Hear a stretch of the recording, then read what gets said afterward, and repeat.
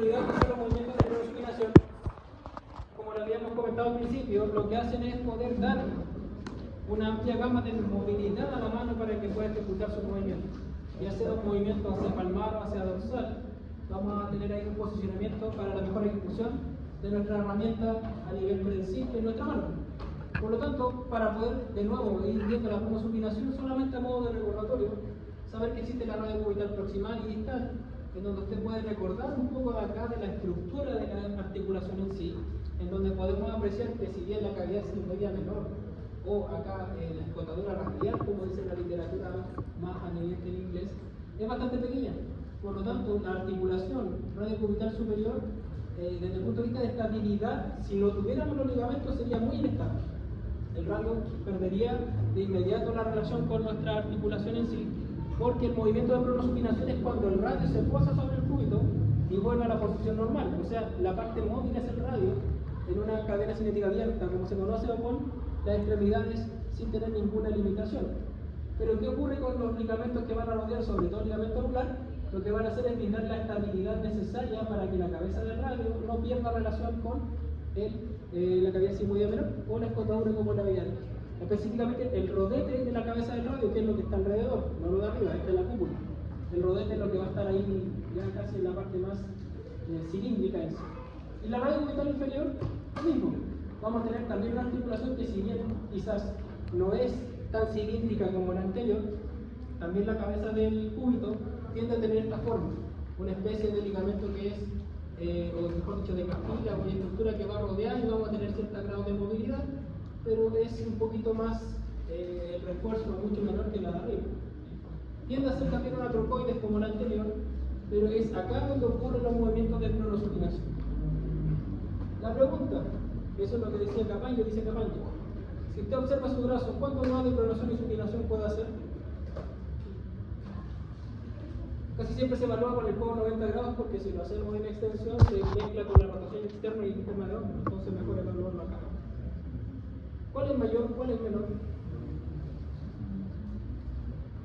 Son bastante similares, ¿sí? En donde la supinación tiende a ser mucho más amplia que la pronación. ¿Por qué? Porque en la pronación vamos a tener una sobreposición de los huesos. El radio, en posición anatómica, si lo quiere ver acá con codo 90 grados, va a posicionarse sobre el cúbito, lo que va a haber una pequeña limitación para el movimiento, no así la supinación. Por eso acá habla de el Capaña, esta es una literatura solo más que nada de apoyo, 90 grados para la supinación y 85 grados para la pronación.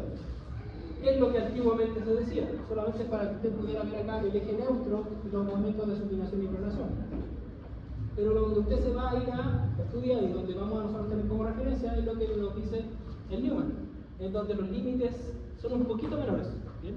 Donde Capaña decía que eran 90 grados en pronación, de supinación, 85 grados va a decirnos el Newman, que es lo más real.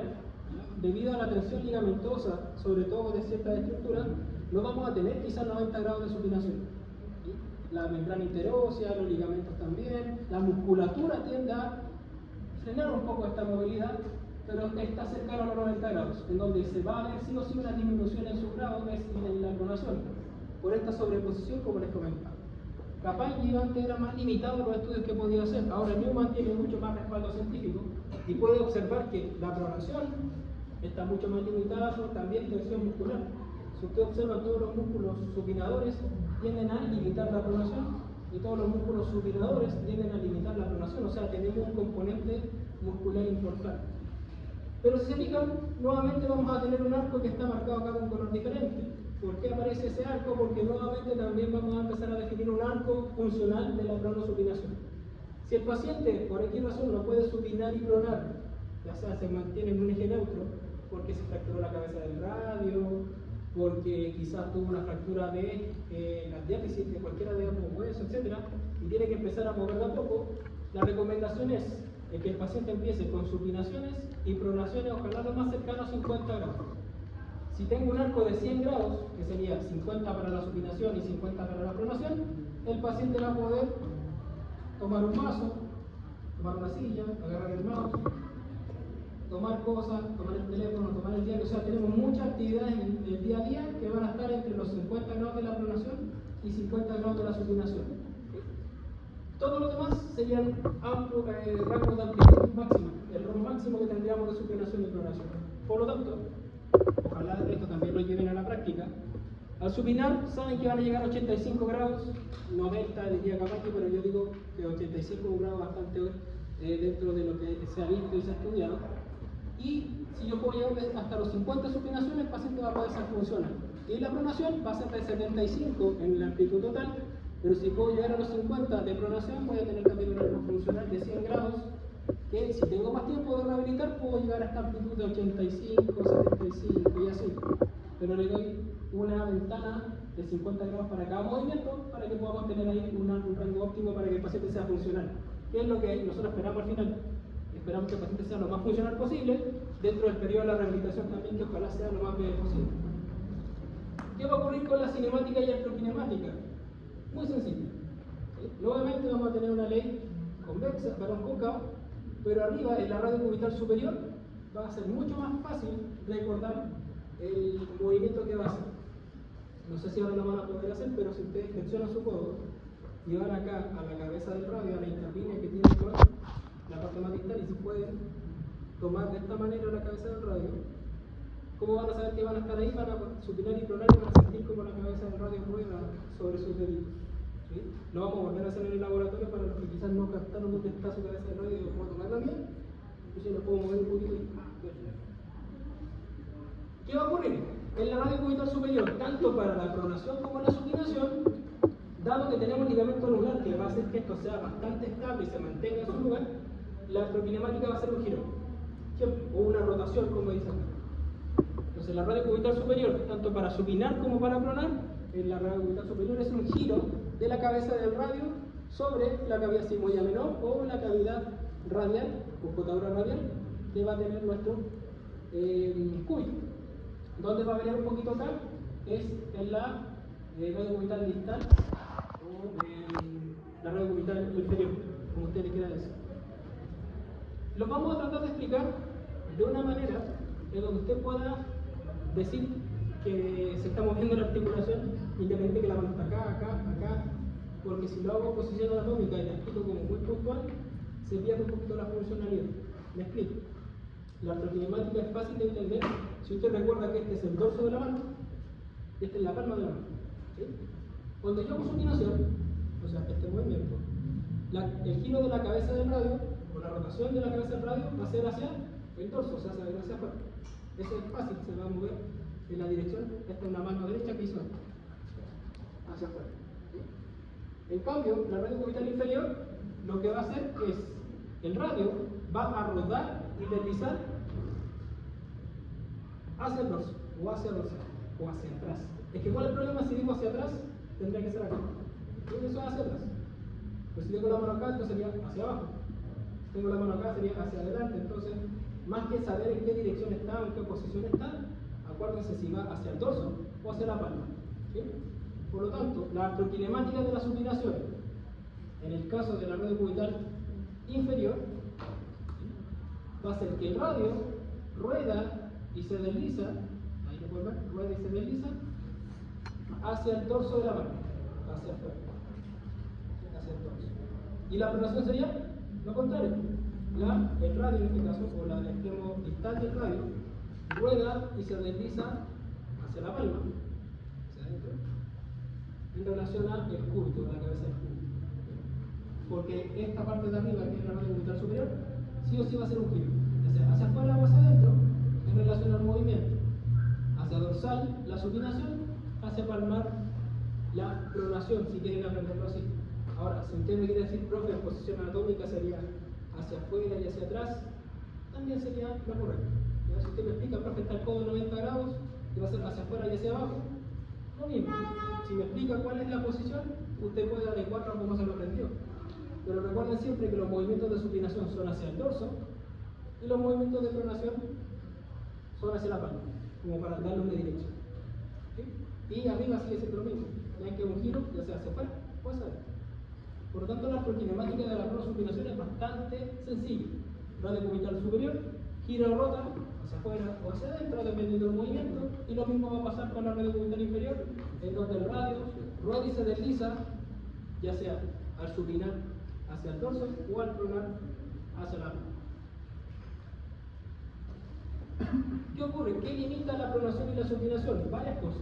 La supinación se limita más que nada, vean ahí, por alta musculatura, por ligamentos y por la cuerda oblicua, que yo creo que se acuerdan dónde está, todo lo que tiene que ver con membrana interiosa, etc. O sea, la supinación en sí ya está limitada por una serie de movimientos, pero aún así es de 85. La pronación, en cambio, va a estar limitada por músculos que son bastante potentes, como el bíceps y las que van a hacer supinación, y todo lo que tiene que ver con la cara dorsal de los ligamentos, pero la limitación mayor va a ser la sobreposición del radio respecto al cúbito. Esa es la mayor limitación que tiene la pronación. Y para recordar, los músculos. El principal supinador, ¿cuál va a ser?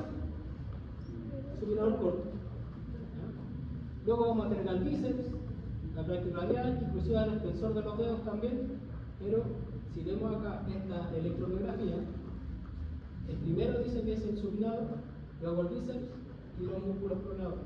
Vean que cuando yo tengo una mayor activación de la supinación o cuando requiero mayor activación, el primero que se va a activar es el supinador corto y luego se activan los demás, como sinergistas del movimiento. ¿Ya? Entonces, supinador, cuando lo vean en el imán, el supinador es el supinador corto. El supinador largo, si bien su nombre dice que es supinador, va a flexionar el codo más que supinar. ¿Ya? Entonces, no tiene quizás mucha relación con su nombre, pero alguien va a estar dando vueltas.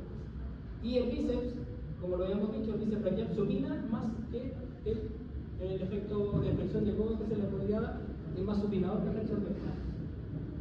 Y finalizando, la pronación, bueno, bastante sencillo.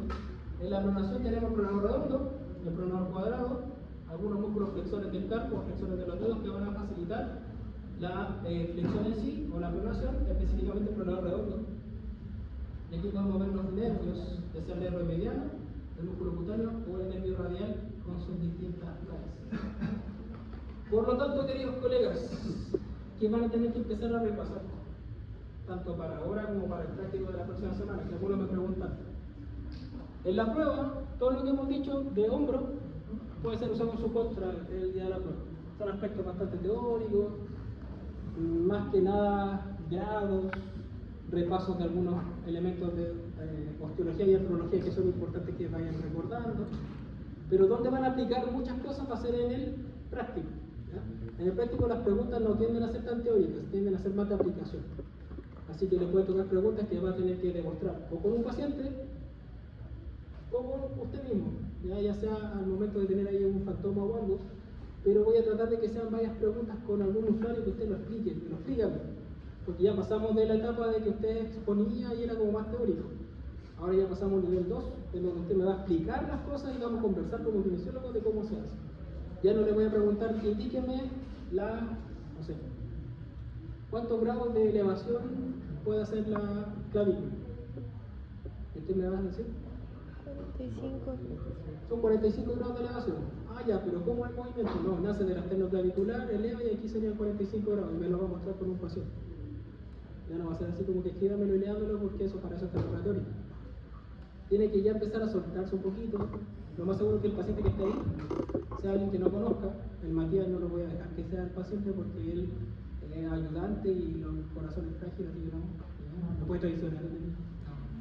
No creo que no, pero puede tener una persona externa, cosa que ustedes tengan ahí ya la visión de que la persona que va a tocar evaluar va a ser alguien que no conoce. O puede ser alguien que conozca más. Nunca se sabe. La cosa. Se ha visto de todo en esta universidad. Adiós. Bien, colegas, hasta acá va a ser la biomecánica del codo. Próxima semana la prueba, revisen, repasen todo lo que necesiten en el Newman. Y para el práctico, esta semana en el laboratorio vamos a hacer una mini previa también para que no tengan tanta ansia de eso. Un práctico cortito y el laboratorio, perdón, la prueba es súper, el temario es súper corto, hombro.